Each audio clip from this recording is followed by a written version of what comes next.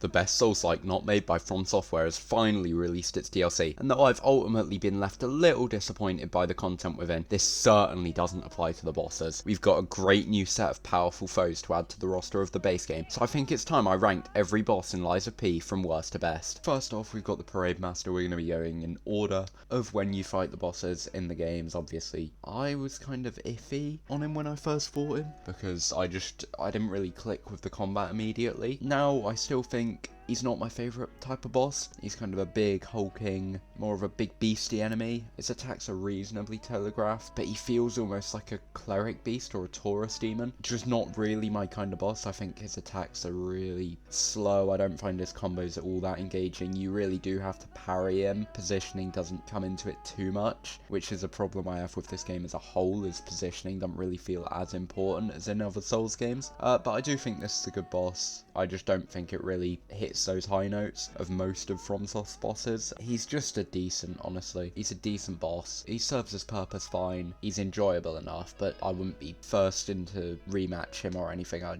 just think he's good enough. And then we've got the Mad Donkey, who I really didn't like when I first fought him. But honestly, he's not that bad. Not the most engaging boss. He's kind of the NPC style boss, like a Gideon Ofnir or something like that. Kind of want to backstab him. His attacks are reasonable to parry. There's a couple of janky timings in there, but he's a funny guy, really. First Stalker boss you face, so it's still a bit of novelty there. And yeah, I just think he serves his role reasonably well. He's not as good as the Parade Master, but honestly, he's not that bad. I think he's pretty solid, honestly. Decent first Stalker boss. I might end up moving some of these guys around. I might bring the Mad Donkey down, depending on how the rest of the bosses are looking. But for now, I think that's a good placement for him. Then we move on to Scrap Watchman. This was the final boss of the demo. Yeah, very good boss to end it on. One of the stronger bosses in the base game. Good moveset. All his moves feel fun to engage with. Positioning actually plays a big role here. His moves are fun to parry. Cool phase 2. Great opening cutscene. Really just doesn't do much wrong. He doesn't reach the heights of most of FromSoft's bosses. Few do. But as far as this game's bosses, yeah, he's up there. He's actually a good boss. Whether I think he can get into the good tier, because there you're kind of looking at where I place bosses like Godric and the Penetrator. Maybe he is up there, actually. I'll put him in good for now. Again, we might end up moving this curve down based on kind of where I have FromSoft bosses, and if I think these are as good, I want kind of all the bosses to fit into one like massive tier list, essentially, which I might make a video on at some point, like every boss I've fought in a video game on a tier list. Maybe that would be quite interesting to do. But yeah, I'll put him in good now. He might move. Now this is where we get to the first bad boss of the game. He's not that bad. He's just...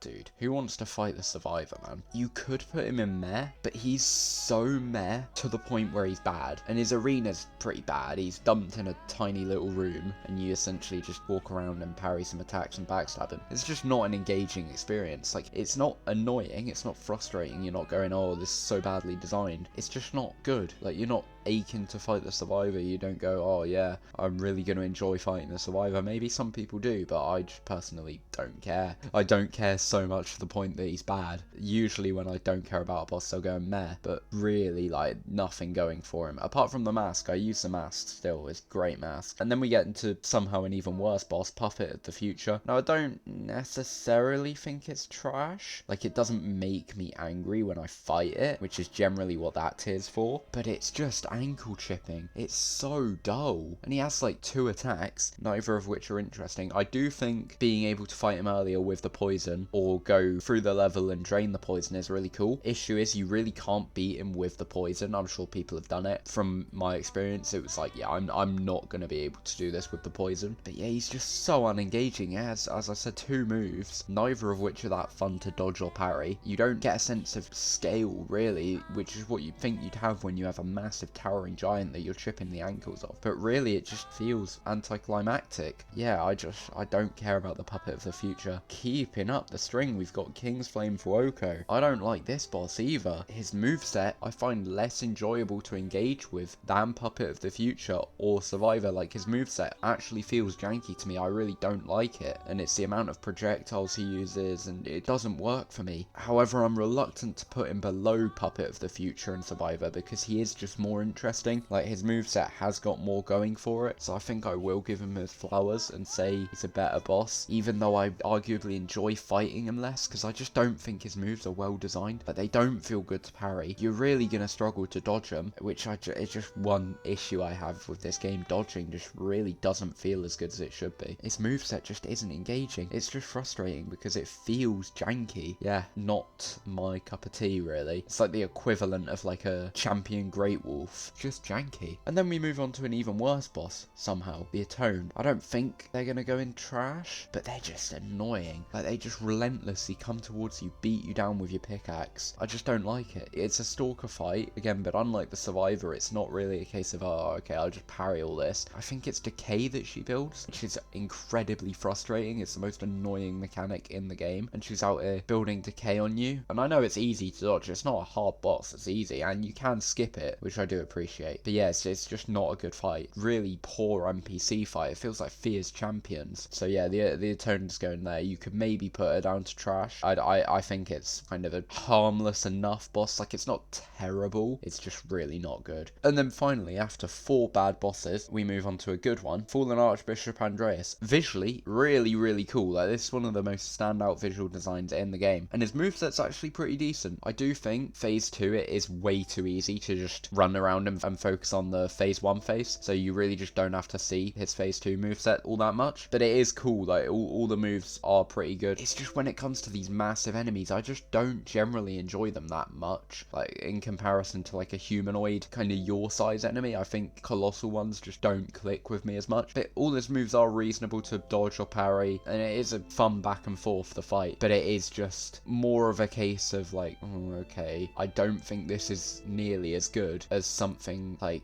I don't know, Abyss Watchers. Not really a fair comparison. You look at like Calamite is a better colossal boss if you want to consider him colossal. Demon of Hatred I prefer significantly to this. Manus is around that level, but I would rather fight Manus. I think Manus is a better boss. So yeah, maybe I do want to be moving these good and decent tiers down. But we'll move on. We'll leave him there for now. I do think he's a good boss. Eldest of the Black Rabbit Brotherhood, the first fight. It's actually a reasonably designed gank. Like, it's not good. It's still a gank fight, and it's still not particularly enjoyable. But you can actually see they put some thought into it. It's not like a Godskin duo where they just kind of dumped 2 enemies together and said, yeah, they'll figure it out. They did actually put thought into this. I do like how they have the kind of subordinates coming in and jumping out, and if you can kill them, take them out of the fight, and they kind of alternate. I do think that is fun. My biggest issue is, honestly, I just don't really like the Eldest's moveset much. He's very aggressive. He'll come at you and just beat you down while you're trying to fight the other guys. For this point in the game, they're very difficult moves to parry. Like, some people will click with it completely. I personally didn't, and they deal a lot of like stamina damage, if you want to call it that. So I didn't find him individually all that enjoyable to engage with, and some of the subordinates aren't the most interesting to fight. Like, some of them are a little bit annoying. It is a well thought out gank, but it's still a gank, and they do still 2v1 you at points, and it does still overwhelm you at certain moments. FromSoft have done multiple ganks that are just way better. I appreciate they put some thought into it, but yeah, it's still a gank fight. I just don't enjoy ganks. And then we get to the White Lady, who I usually just see lumped in with all the other Stalker fights, and I acknowledge that you can just like strafe to her right and she can't really do anything, which does suck, but you also have the option to just not do that. And if you engage with her properly and try and like parry her moves, actually make it a duel, she's a really good boss. She's the best boss we've had so far. Like, the music is awesome. It's one of my favorite tracks in the game, probably my favorite. Great arena in this kind of like stage, almost theater thing, which fits her theme really well. Her design is awesome, really good design. The lore, some of the best in the game. It's really fascinating to me. And her moveset, again, if you don't just strafe to the right, which is a flaw with the boss, I'm not denying that, but if you do just engage with her, she's a really fun fight. She's like the perfect demonstration of parrying in this game, and it does feel like a real back and forth dance.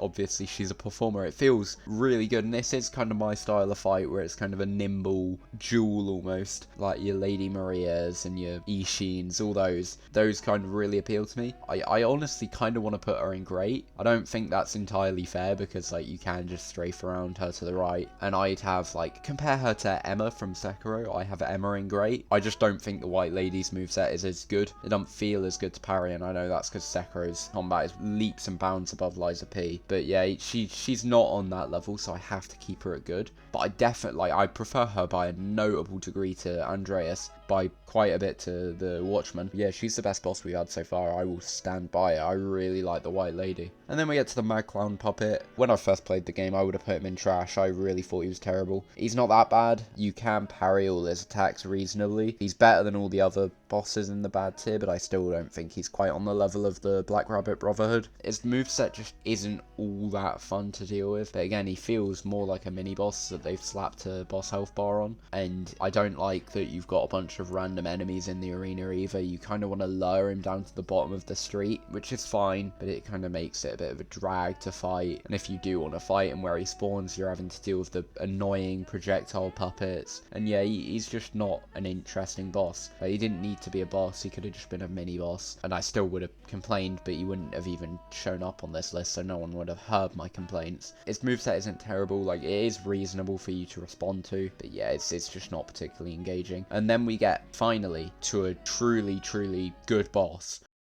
You unkindled are all the same. You watch my videos every week, yet never once do you take your blades to that subscribe button. You are content to let me rot atop this mountain of unclicked buttons, to let me suffer for eternities to come until every boss has been ranked from worst to best. I did not wish for it to end this way. Why couldn't you have simply subscribed? The King of Puppets. I'm not sure if I want to put him in great, because, like, is he on the same level as a Margit or a Pontiff? Honestly, probably is. He's a very engaging boss. The first phase, it feels almost like the Parade Master. He's a very similar size. He's got some kind of similar movesets, that kind of colossal, almost cleric beast stature, but he just does it so much better. It's so much more interesting to engage with than the Parade Master. His moveset feels so much more well choreographed almost.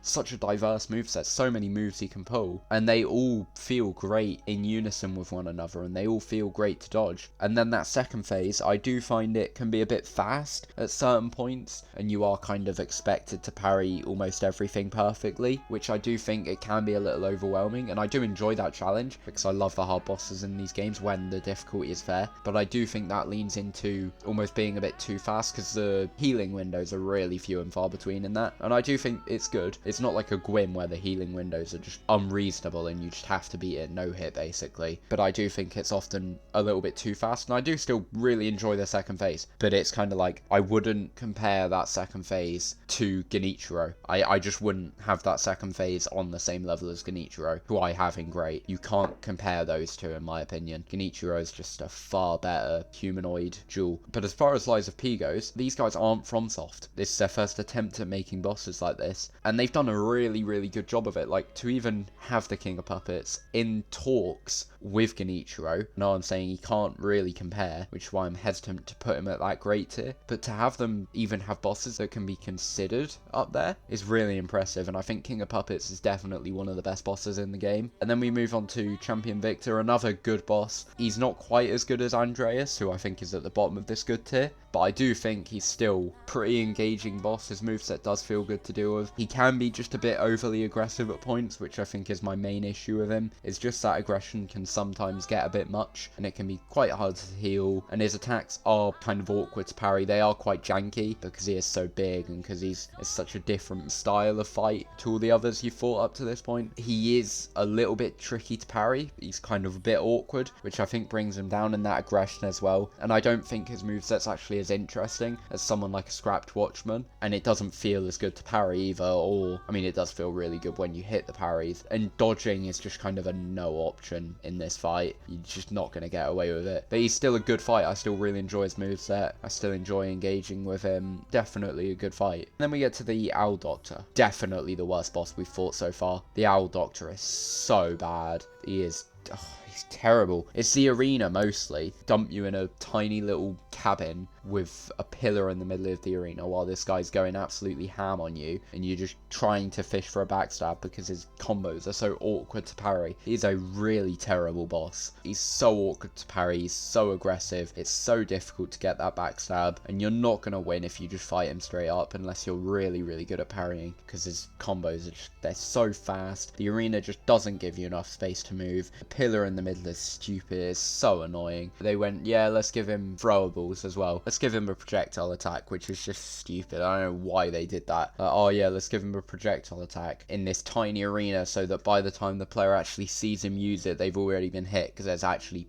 no space for them to dodge it. It's just not a well-made boss. It's really terrible, and it's definitely one of the worst in the game. We do have one worse, and then we get to Green Monster of the Swamp. I didn't really like it when I first fought it, and that still kind of lingers. Like, it's just really not my style of boss. It is one of those kind of big beastie style bosses, but all his attacks are reasonable to parry. Some of them you can dodge well enough. They're not badly designed moves. I just really don't find them enjoyable to engage with, where you have someone like a Romeo or the White Lady, where I'm like really enjoying the kind of back and forth of parrying. With the Green Monster, it just feels like I'll parry that, then I'll get some hits in it. Because he's so large, it almost doesn't feel like a really personal boss, especially when he's just charging past you. It's like, okay, is this a fight? You're charging off into the other side of the arena. I probably prefer it to the Black Rabbit Brotherhood, and I do think his moveset's actually reasonably designed, but it's just the nature of what this fight is that I think makes him weaker than the bosses above and holds him back. And then we get to the worst boss in the game. I did a video of my top 10 worst bosses in gaming. I think the Robber Weasel was at number 10. I think it's utterly terrible. I think it's an abominable fight. The arena is way better than the Owl Doctor's, but his moveset is so frustrating. He's way too fast. Same as Champion Victor. He's got some incredibly awkward timings to actually parry his moves. His combos seem like they've ended, and then they don't. He's really difficult to backstab because he's always just darting away from you the moment you try to counter. And this is the issue. He'll do like a 7-hit combo on you or something, and then you'll go to counter him. You might clip him with 1 hit, but he's backing away like 50 meters. He's dancing around like I do in boxing. It's like sparring me. It's like, now I know all my training partners feel, because he's just moving away all the time. He doesn't stand still. He doesn't let you hit him back. And it's like, dude, sit still. He's a terrible boss. And it's not like when you actually are fighting him, that's fun either. No, it's like, oh my god, I gotta parry all this stupidly timed attacks that don't feel reasonable. It's a really, really terrible fight. And it's not quite as bad as like a Deathblight Beast of Holy Jang or like a Royal Rat Authority, but he's just so terrible. And I don't know what they were thinking when making him. They went, oh yeah, this Fire Axe guy's, he's pretty cool. People will like him. Like, no, I don't think anyone likes him. Thankfully, we get to a better boss who's going to make me feel a little bit better. The Walker of Illusions. Again, similar to the White Lady, just feels really fun to parry. And you do have to parry this guy. You have to learn the parry timings, because dodging just isn't really an option. But his moveset, thankfully, does just feel really good to parry and really fun to engage with. It's a really well-made moveset. All his attacks are well telegraphed. They have nice parry windows. You can very clearly see when they're going to hit you. Hit a good parry. And it's designed around parrying, so it does really feel like a dance. Like, you're having to really look for those windows to get your Fable Arts off, or to get your healing off. And it can be quite tight for those windows sometimes, but they are definitely there. There are healing windows, and it just feels like a really intense dance with him. Again, it's not on the same level of a Genichiro or an Emma in terms of a kind of parrying dance. It's still weaker than those, but as far as Lies of P goes, it's brilliant. It's so clear when you need to parry, and it's so intuitive, so natural, that I just think it works really well. So I just think this is a really good boss, and actually, very well done gank in that second phase. The gank is actually entirely reasonable, because you can go after the clone, kill them pretty quickly, because you know you want to save your Fable Arts, and you want to charge your R2s, all that. You know you want to do that for the clone. You blitz the clone down pretty quickly, and you can get back to a 1v1, and if you don't, it's still reasonable to fight both the original and the clone at the same time. It's harder, and it punishes you for not going after that clone, but it's still very doable, and you can still get damage off on both of them, and it's actually a really well done gank. It's not the best gank in this game. We'll get to that one quite a bit later, but actually, it's much better than either of the Black Rabbit Brotherhood Brotherhood fights. Better than most of FromSoft's, which is saying something. We'll move on to the Corrupted Parade Master. I'm putting him in bad. Same reason as the Survivor. It's so dull. And it is like just a plain downgrade from the original Parade Master when he's summoning ads. Like, I don't get why game developers go, oh, what's that? We've got a decent boss design. You know how we could really improve this boss fight? Throw some regular enemies in there. Like, I don't understand that train of thought, because nobody likes it. Nobody, when they're fighting a boss, is going, oh, some regular enemies I've fought hundreds of times. Yeah, that's great. That really improves the boss. I don't want to just be fighting the actual big enemy. I love to have to deal with some random bums there. Nobody has ever liked that. I just cannot think of an occasion where dumping regular enemies in a boss arena has been a good decision. Worst boss of all time, the Deathblight Beast of Holy Jank. It's just dumping basilisks that do Deathblight in the arena. It's like, whose idea was this? Nobody likes it.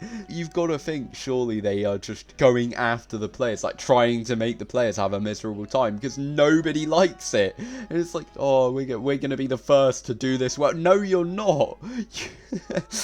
You are not going to be the first people to design a boss where dumping regular enemies in the boss fight is a good decision, because it's an inherently flawed design trait that just doesn't work. And aside from that, the Corrupted Parade Master's out here spitting decay, I'm pretty sure it is. Worst stat ailment in the game. Don't know why they added that. They love their decay, which is just terrible, stupid status element. And its moveset is basically just the same as the Parade Masters, with a few little things to spice it up, which aren't awful, and I do appreciate that they changed the moveset up a bit, but they don't do nearly enough to distinguish it. Like, you're fighting this boss and you're going, damn, this really is just so much worse than the original, which isn't even like a masterpiece as it is. It's a decent boss, the original, and then you're looking at this going, oh my god, it's so much worse. Regular enemies, decay, barely changed moveset. Yeah, it's just not a good boss, and it's not terrible. It doesn't feel awful to fight. Like, the regular enemies are actually reasonable to deal with, much more so than in the Deathblight Beast. It's not a particularly unenjoyable fight. I enjoy it more than King's Flame Fuoco, but it's so unoriginal and it does absolutely nothing to justify its existence, because it is just a fat downgrade from the original. So yeah, it's going in bad. Maybe behind the Survivor, honestly. At least the Survivor's kind of new. It's just so unoriginal. Shouldn't exist. It's literally just padding the roster. Stupid boss. And then we get to the rematch with the Black Rabbit Brotherhood. Now, I actually think the fight with the Eldest is more engaging here than it was in the first fight, but that first phase is just, it takes everything that was kind of good about that first fight, where they're attacking you individually and they're kind of jumping in and out the fight. That was what made the first fight a reasonably designed gank. And then here they just go, you know what would make this better? You ever seen that boss from Dark Souls 2? The gank squad. We should do that. Like, what? I don't understand. The original was actually a reasonably designed gank. They actually put some thought into it. And then here they went, oh, well, we need to step up the challenge. What do? We could give them some more complex movesets, make them attack a bit more aggressively. Admittedly, that wouldn't have been a good decision given how aggressive they already are. But they go, oh, yeah, what do? We need to make this boss harder. Yeah, just throw them all in there at once. The reason the original worked was because they didn't attack you all at once. No, it worked. Trust me. Go code that. I don't understand, honestly. And it's not a terrible fight. And if you fight it with a Spectre, it's actually decent. It's okay. It's still not great, but because that aggro is a bit more balanced, you can deal with it a bit better. Here, they don't balance the gank. They just go, yeah, it's Dark Souls 2 Gank Squad. Everyone loved that fight. I don't even hate Gank Squad as much as most people. I think Gank Squad is actually a meh. It's in the meh tier for me. I don't even think it's in the bad tier. I don't like it by any means. It's a terribly designed fight, but in terms of how enjoyable it is, not that bad. But these guys, they're just like, oh, dude, why? And I think because they're okay if you use a Spectre and their actual movesets are pretty reasonable, I'm going to put them in bad rather than trash, kind of towards the bottom of bad. But yeah,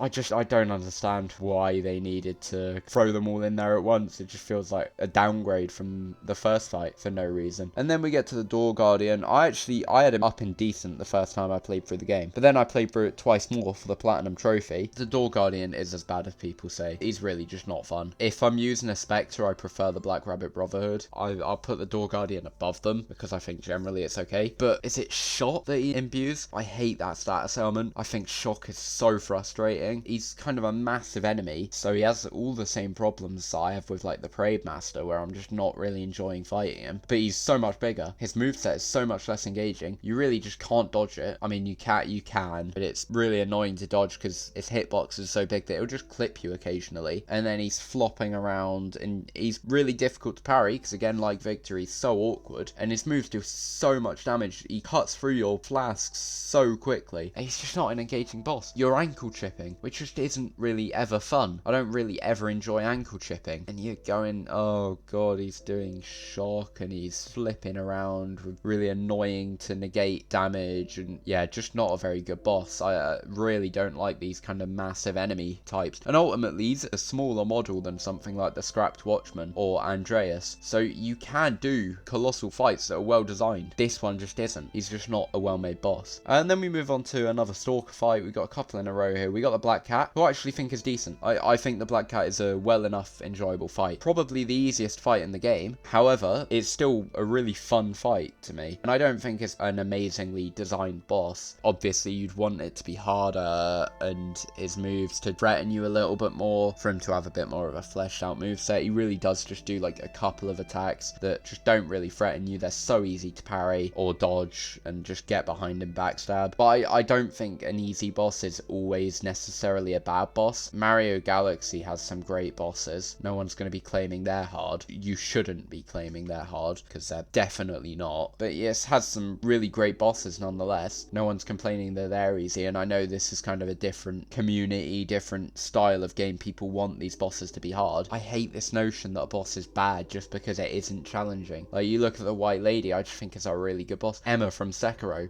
how can you call her bad just because she's easy? I hate that notion. I don't think I've actually seen anyone call Emma bad, and a lot of the time that's because she's tied to Ishin. But yeah, I don't think a boss is automatically bad because it's easy, and I think the Black Cat is a reasonably fun encounter. Lore-wise, very cool. Moveset is fun to engage with, and it does feel great to parry. I think it's held back from being higher because it is so easy. There's just no threat in the moveset whatsoever, and I would have liked to see some more to actually make it a bit more of an intense boss fight, but I do think it's a decent fight. And then there's the Red Fox. I'm going to put her a tier above Black Cat. I actually think she's pretty engaging to deal with. There's a couple of moments where you can kind of get pinned and she just keeps attacking when you're trying to heal, and you can cut through like 2 flasks just because you think you're okay to do it, and she keeps attacking. But moveset wise, I think she's really fun to parry. She's actually really good to engage with. It's really fun trying to get the backstabs on her, and yeah, I think her moveset's actually really well designed. The arena is pretty cool. It's very different being in kind of a circular hallway. It's a really unique arena rather than just a square room like most bosses tend to be, which is fine. A square room does work reasonably well, and I prefer that to having some stupid terrain like bloody ravine in the middle of the boss arena and a bridge. Although now that I'm thinking about it, having a ravine with a couple of bridges over it and the boss kind of jumps from one side of the cliff to another across the ravine, and you kind of have to, that would actually be pretty cool in like a Mario game or something. I'm going off on a tangent completely, but yeah, the Red Fox is pretty cool. Lore wise, it's a great fight, one of the climactic battles of the game, and yeah, I just think it's a really well designed fight. I think she's enjoyable to parry. I'd probably put her above Victor but below Andreas, and I know that's going to be a hot take because people really like Victor, but yeah, I really like the Red Fox. And then we move on to probably the hardest boss in the base game, maybe besides the Nameless Puppet. It's Luxasia. When this game came out, everyone was talking about how hard Luxasia was, and I don't disagree. She was really difficult for me. It took me maybe 40 attempts or something. Most FromSoft bosses, like even the ones I really struggle with, the FromSoft bosses, they don't generally take me more than 30 attempts. Like Mesmer took me 35, Rolana took me 45. Those were some of the ones I took more attempts on, obviously. Consort Radahn, 150. That was not fun. Before patch, that was a really, like, he was too hard, and I'm not one to whine about it. Ishin is my second favourite boss in gaming, and he took me 100 attempts on my first playthrough. Now I can no-hit him. Never complained about Ishin. Stuff like Consort Radahn, yeah, no. Nope, no. But Luxasia, really hard boss, but our moveset is really well thought out, and though I don't think it's like the best moveset of all time, I do think there's some parts of it which I just don't love, like the one where she's doing a really long sword slashing combo and you end up just having to wait for like 15 seconds for her to finish. I think that just stalls the pace of the fight fight quite a lot, so I'm not a massive fan of it. I do think the mechanic where you can break her shield from her back is really cool. I think that's a great touch. It's so interesting, so innovative. It's just something you don't see in a lot of boss fights, something unique like that. And it's something I think Souls-likes need to do a lot more, where they incorporate kind of puzzle platformer. I keep referencing Mario. Like that is something you would see in like a Mario Galaxy game, where you have to like jump on the shield 3 times and it breaks and then you can hit the boss. Souls-likes could gain a lot from incorporating mechanics like that into their combat, and Luxagia is a great example of it, because I think that's the most interesting part of her fight. And her moveset itself is really good, does feel great to parry. Some of the timings are a little bit awkward, but she is just a really fun boss. I do think I prefer the Walker of Illusions and White Lady, just because of how awkward some of those timings are, and I think phase 2, there's just so much going on and she's so aggressive. Similar to Romeo, it can become overwhelming, but Romeo is reasonable, and if you just parry everything, he's alright. I think Luxagia, even more so, is just so overwhelming in that second phase, and I still think it's a really good second phase. I've still got her above the Scrap Watchman and everything like that. I just don't quite enjoy her as much as the boss is higher, because I'm more of a kind of player that enjoys those calculating bosses. Like, I will much prefer something like a Lady Maria to an Orphan of Kos. Even though I still think Orphan of Kos is a really well designed fight, I will always prefer something like a Lady Maria, which I do think is just a better designed fight anyway. But just because it's more calculating, it's more kind of a really thoughtful duel. You have to really focus on your movements rather than just constantly be in the action of it, like, oh, I must parry this, or I'm always having something to do. I think moments of respite are really important for me. I really enjoy fights like that, so that's why Luxagia is a bit lower than something like Romeo. And then we move on to Simon Manus, the final boss of the game, depending on the ending you go for, and I'm not a fan. Really disappointed that the final boss of the game is just such a letdown. I really don't like his moveset. Phase 1 is okay, and his attacks feel alright to parry, but he has the same issue as like a Parade Master or a Door Guardian, where he's such like a big model that he's kind of filling up your whole screen, so you can't see the full tell all the time, and you do still clearly know what attack he's doing, so it's fine, but it just feels like, oh, I'm just kind of engaging with these attacks I don't really care about. He's just not nearly as fun to me as something like a Luxagia, where all their tells are really clear. You see the whole boss. Even like a Scrap Watchman, who is way bigger than Simon Manus, is so much more engaging in terms of his moveset. And then you get to phase 2, where he's shooting all these projectiles at you. He's applying an annoying status effect. Is it Disruption? It kills you instantly. I think that's what it does. I'm pretty sure that's what he does, build Disruption and kill you instantly, which I hate. It's like Death Blight. I really don't like it. And his melee attacks aren't all that engaging. I do appreciate that positioning and dodging comes into play with this fight a lot more than it does with something like a Victor. It's still just not a fight I enjoy. I can't really list something I like about Simon Manus. I guess his design, but I think all the designs in this game are really good. So that's like not saying anything. Like, oh yeah, you have a good design, so does the Owl Doctor. Great for you, buddy. Yeah, I just don't think it's a good fight. However, this game does thankfully get redeemed by its final boss if you do the other endings. The true final boss of the game, and the best boss in the base game, it's the Nameless Puppet, man. The Nameless Puppet is such a good fight. I still don't think he's amazing. I think he's great, because that amazing tier with FromSoft, like, would I compare Nameless Puppet to Sister Freed? Maybe. Do I have Nameless Puppet over Genichiro, who's kind of at the top of great, like an Ornstein and Smo and Abyss Watchers, kind of sat at the top of that tier? Maybe. I could put the Nameless Puppet in amazing, honestly. Like, I see a world where that is the case. I don't think he's quite there. I'm not sure he's quite on that level, but he's a really, really good boss. My exact style of fight. He is the properly calculated duel, one-on-one knight style fight. Really good moveset. They all feel great to parry. The tells are really reasonable. Some of them are a little bit awkward because of how he delays them, but once you learn his moveset, he just feels so fun to go back and forth with, and he's such a challenge. He took me 80 attempts, which is the third most I've ever spent on a boss, behind Radahn and Ishin, so that's really impressive for him to be that difficult. Harder than Luxagia, but his moveset just feels so much better than Luxagia's, and the lore is really cool. All the cutscenes surrounding him, they're great. It's just a really well done fight. It's like almost flawless, and I do think it's just not as refined as the bosses above it, and really the only bosses that are topping him are FromSoft bosses. I mean, I think he was 8th in my like top 10 bosses. Go check that video out and see like precisely where I placed him. I think maybe I put the Grey Crow from Death Door above him, but yeah, he is one of my favorite video game bosses. He's really only beaten by those kind of FromSoft caliber amazing fights. Like, he's rivaling Ornstein and Smo, Abyss Watchers, Genichiro Ichiro for me, which is so monumental for a boss to be doing that. The Nameless Puppet is so great. I find his moveset so engaging to deal with. Such a massive step up from Simon Manus. Do his ending. Don't just fight Simon Manus. You have to fight the Nameless Puppet. He's brilliant. So we move on to the freshly released DLC, starting off with Tyrannical Predator. I've spoken at length in this video about my thoughts on big beast style fights. This is just the most blatant example of one, but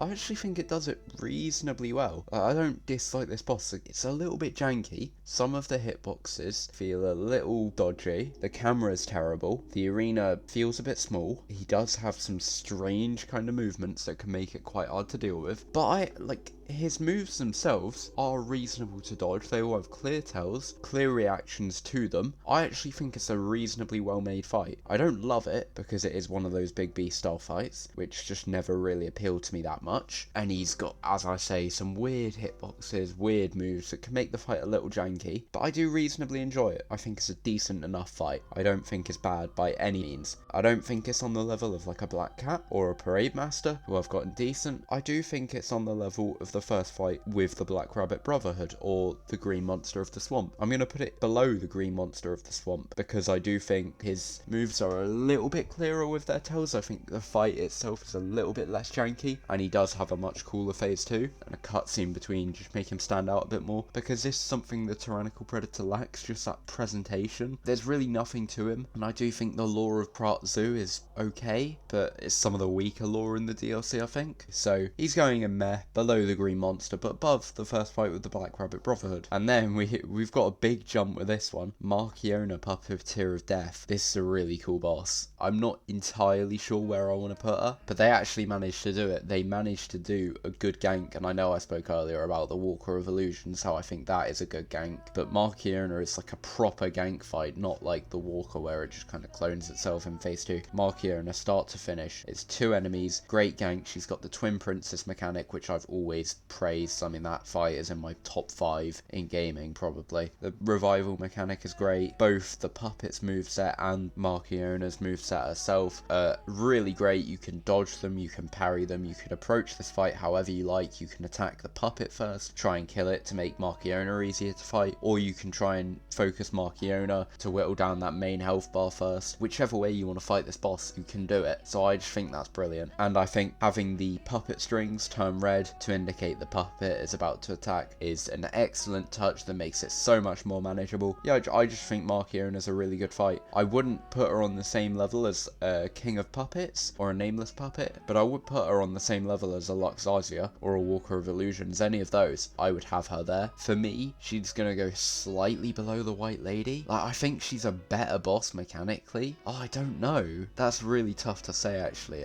Instinctively, I want to put the White Lady higher. Maybe Marchiona is just a better boss, because I am hesitating. I'm going to leave White Lady above her now, because that's just where I instinctively kind of thought of it. But yeah, Marchiona is a really good boss. One of the best designed ganks I've ever seen, frankly. Twin Prince is not really a gank. There's Ornstein and Smo Abyss Watchers above her. I'm not sure there's any... I think those are the 2 ganks I would have above Marchiona. I guess if you go into Cuphead, there's some ganks that well does, like Doggo and Dogfight is a gank at points, kind of. There's some better ganks in Cuphead, but that's entirely different. In terms of Souls-likes, I think it's really ONS and Abyss Watchers. I don't think there's anyone else that does it better, which is really impressive from Liza P to have 2 actually well-designed gank fights in Marchiona and Walker of Illusions. And I know their kind of premier gank fights in the Black Rabbit Brotherhoods don't really work, but Marchiona works really well. And presentation, she's awesome. Like, she's a really striking visual design. The art style of this fight is really cool. The area leading up to it is probably my favourite in the DLC as well. Having Mozart playing in the background was really funny.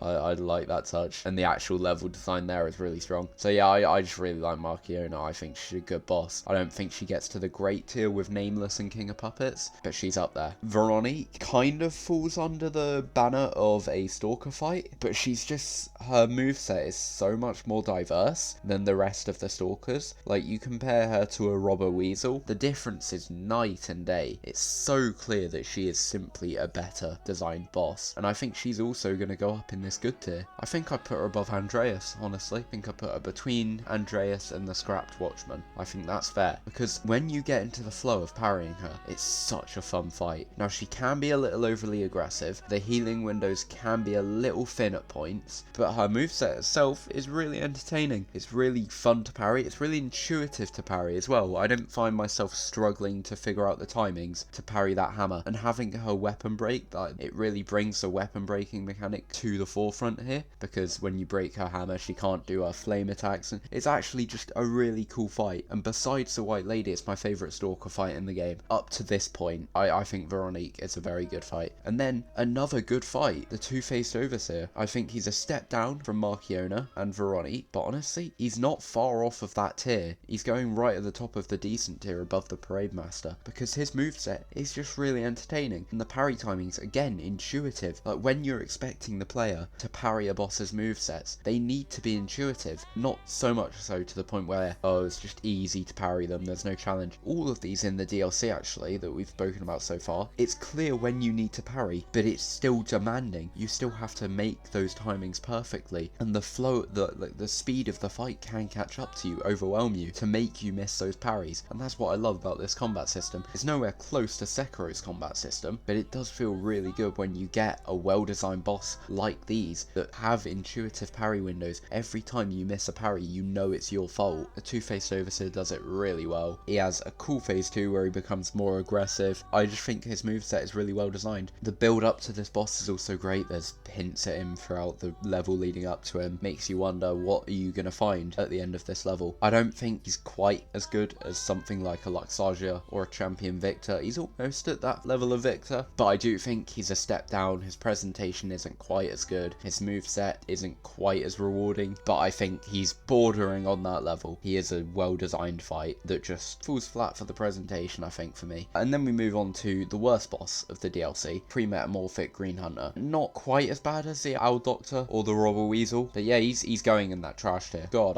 I don't like him. He's the predecessor to the Green Monster of the Swamp, except he's ramped up with DLC speed, less clear tells, a pair of grab attacks, neither of which are intuitive to dodge because they delay so much. Like, we complain about delayed attacks in Elden Ring, which personally I've never really had a problem with, but here, he just stands up there. Thing is, with the tell for his grab attacks, he rears up on his hind legs, so you know he's going to do it, but to actually, like, the point where it becomes clear that it's going to be a grab attack and you're going to need to dodge it rather than parry it, the time between you actually realizing that and the attack hitting you is less than a second. It's probably around half a second, which just isn't enough time to react. You have to know the timings and know, okay, he rears up on his feet for a second, then he does the attack, I have to dodge then. But it's not remotely intuitive, those grabs, which I just hate. We speak about this intuitive thing. I really don't like how unintuitive those grabs are. You have to guess when to dodge them, and maybe that would be okay if they were parries, because you could still block, negate the damage. No, they're grabs, you have to dodge them, and you have to time your iframes perfectly. Just not a fan. As for his moves that you can parry, they're not entertaining either. He has that same sporadic moveset as the Green Monster. The fight just doesn't work for me. The arena is also terrible. Could do with being a bit bigger. It's a boring, dull cave. It's just a really badly designed fight. I would fight the Black Rabbit Brotherhood second fight over this any day, which is not a good sign. So yeah, he's going in that trash tier. And then we got Anguish, Guardian of the Ruins. Not the best showing from this DLC so far. I'll put him above the original Green Monster from the base game. So that does put him above the Tyrannical Predator, but I don't think he's quite on the same level as the Two-Faced Overseer. His design and everything is really cool, but his moveset just feels, it really is emblematic of those big beastie style fights. It's similar to the Green Monster, where it just feels like quite a frenzied, quite a sporadic fight, and his moves are big, sweeping attacks. It's really personal preference. I don't actually think this guy is that badly designed for me and what I enjoy in a boss fight. I really don't care to be parrying these big sweeping moves, getting a counter in. It's not my style of fight. So it's a really opinion based one, because I think if you enjoy those big beastie and you really enjoy the spectacle of fights, and I love the spectacle of fights, which we'll discuss in a minute, but in this case the gameplay just doesn't do it for for me. It's not invigorating enough. It's not dynamic enough. The whole fight, you're essentially just standing in front of him, parrying a couple moves, and that's it. That's really, I think, a good word to define my issues with fights like this and the Green Monster and the Tyrannical Predator. They're just not dynamic enough. They just don't feel enough like a personal back and forth or anything. They don't change as the fight progresses enough for me to really put them anywhere higher on the list. And we're closing in on the final bosses now. Lumacchio, leader of the Bastards. This is a hard fight to place because I really enjoy the first phase. The first phase I would put next to Luxagia, above the Scrap Watchman. I think the first phase is really fun, similar to like the White Lady in its gameplay, like thrusting, feels like a really good duel back and forth, parrying, fishing for the backstab, and that first phase is just really what I look for in a boss fight. And of course I'm going to prefer something like a Luxagia. There's just more flair to it, a more dynamic moveset, a more diverse moveset. But Lumacchio's first phase I do really enjoy. The issue is the second phase, it's not something I particularly like. It feels like a second phase of Gascoigne. Like this fight really does remind me of Gascoigne in its structure, where he starts off as kind of a humanoid duel style and changes into a sporadic frenzied beast fight. Just like Gascoigne, that second phase lets it down for me. Now, I'm not comparing this guy to Gascoigne in quality, because Gascoigne is one of my favourite video game bosses. He would be in the amazing tier, which is higher than any boss in this game. Lumacchio, his second phase really drags him back for me, because the parries do feel a bit weird. The delays are crazy. They can really throw you off and throw off your timings. And he spreads decay. I don't see why. I get it from a lore perspective. Mechanically, I just never like when decay is a factor in these fights, especially when you're having to deal with such an aggressive foe who gives you no downtime, and he's just constantly attacking so sporadically with such delayed attacks. Second phase really lets it down for me, to the point where, as I said, the first phase would have been good if they just made the second phase similar to the first, but made his moveset more diverse. I would have had him much higher. As it stands, I don't particularly enjoy the second phase, and I don't hate it, but he can really only get as high as decent. I'll put him between the Two-Faced Overseer and the Parade Master. I think that's fair, because I do really enjoy the first phase, and I don't hate the second phase. I put the first phase in good, the second phase in meh, so I think decent is a fair placement for him. And lore-wise, story-wise, I do think he's pretty good as well. I think that's fair. And then we get to the final boss of the DLC, probably most people's favourite boss in this game from what I've seen. I'm not strongly disagreeing, quite frankly. Arlecchino, the Blood Artist, is awesome. Lore-wise and presentation-wise, he might be my favourite boss of all time.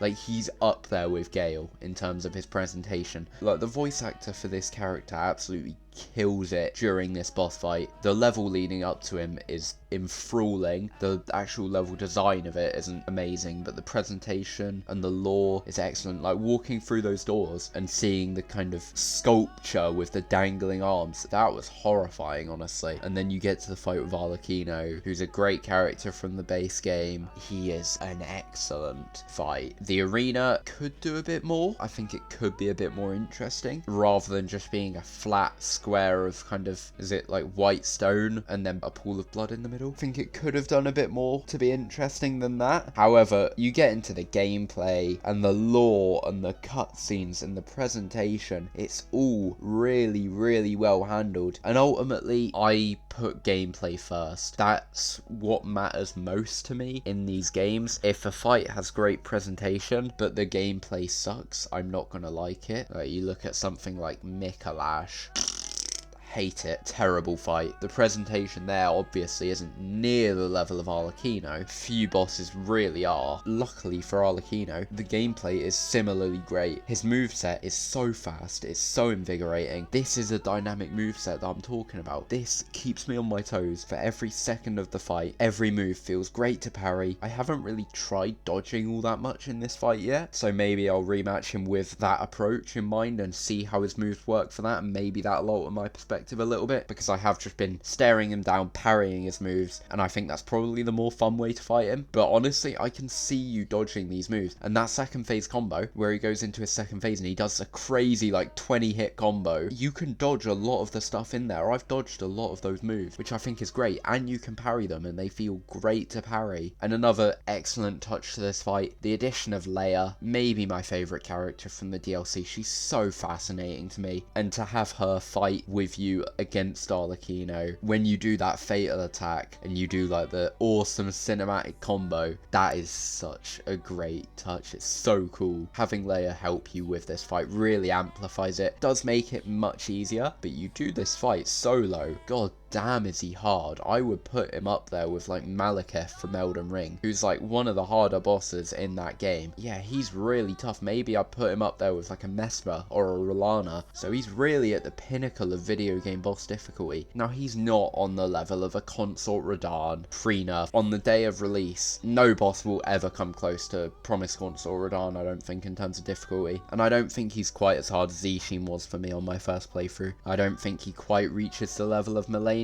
but he's up there. He is a very, very tough fight. I was never complaining about the difficulty, because I will never complain about difficulty when I'm having such fun with it. As with this boss, I never complained about Luxargia being difficult, never complained about Nameless Puppet being difficult. I just don't care if I'm enjoying the difficulty. I think it took me like 5 days to beat Ishin. Took me so many hours, took me 100 attempts, roundabouts, I couldn't tell you exactly, but I know it's roughly 100. Never once complained. I enjoyed every second of my 100 fights with Ishin, and that was the same with Arlecchino. Initially, I fought him with Leia. He didn't take me too many attempts. I think he took me 3. With Leia, quite easy, realistically. But then I'm fighting him on the rematches, because I knew the rematches were there. I was like, okay, for the story, I'll do it with Leia, and then I can just get the challenge in the rematches. And I still haven't beaten him solo yet, but I'm not complaining about it, because I'm really, really enjoying him, because he's just such a well-made boss, and I love when a boss gives me that. Like, obviously I said earlier how I don't think a boss should be kind of sidelined and seen as mediocre just because it's easy in these games, but I do love when a great boss can give me an immense challenge that feels justified the whole way through, because their moveset is just really well designed, and Arlecchino is exactly that, accentuated with some of the best presentation I've seen for a video game boss. I compared him to Slave Knight Gale, who is my favourite video game boss of all time, and it's not really all that close. And I've compared him in his difficulty to Ishin, who's my second favourite video game boss of all time. That shows you how good Arlecchino is. Despite that, I brought up how I put gameplay first in these fights, and I do think I enjoy the Nameless Puppet's gameplay a little bit more. I think the Nameless Puppet just has a little bit of a better flow to his fight, and I think when I compare Nameless Puppet to the likes of Genichiro and Ornstein and Smo and Abyss Watchers, those names at the top of this great tier, which obviously Arlecchino is going to be in, I just think Nameless Puppet stacks up a little bit better. Like, I can see myself on any given day preferring Nameless Puppet to Ornstein and Smo, whereas I'm not sure I can see myself preferring Arlecchino to Ornstein and Smo. And I think Arlecchino's gameplay is excellent. Like, your gameplay has to be so phenomenal as a boss to reach this tier in the first place. But when I'm comparing the two of them and who I'd enjoy fighting more, I'm probably leaning towards the Nameless Puppet, and Arlecchino's presentation goes a long way, and it's significantly superior to the Nameless Puppets, but that gameplay will always just be front and center for me, and I think the Nameless Puppet is getting the slight edge as my favorite boss in this game still, but that might change. The DLC is still very fresh. I've yet to beat Arlecchino solo. I've still got a lot more to experience with this boss. He's very, very close to beating out the Nameless Puppet. We could see Arlecchino creep into the amazing tier. Maybe. I don't think it's likely, because that is where you get to Sister Freed and Dancer and Morgott and Malekith. I'm not sure he quite gets up there, but you never know. Maybe he'll grow on me enough, because the presentation and the lore and the story, everything around this fight is excellent, and I can't stress that enough. And as much as this DLC has disappointed me a bit with its levels, the story and the bosses definitely have not disappointed. So ultimately I've come out enjoying it, and Arlecchino is definitely the high point. And that concludes my list. While Lies of P definitely falls short of FromSoft's boss quality, it stands head and shoulders above the rest of the competition, and there's a lot to love here. Of course, as with any video game ranking, this is simply my opinion on a subjective medium, and you're obviously not going to agree with everything. That's fine, and I'd love to hear your own thoughts in the comments below, as long as you keep it reasoned and respectful. That's all for now, but I hope you'll join me in the next video.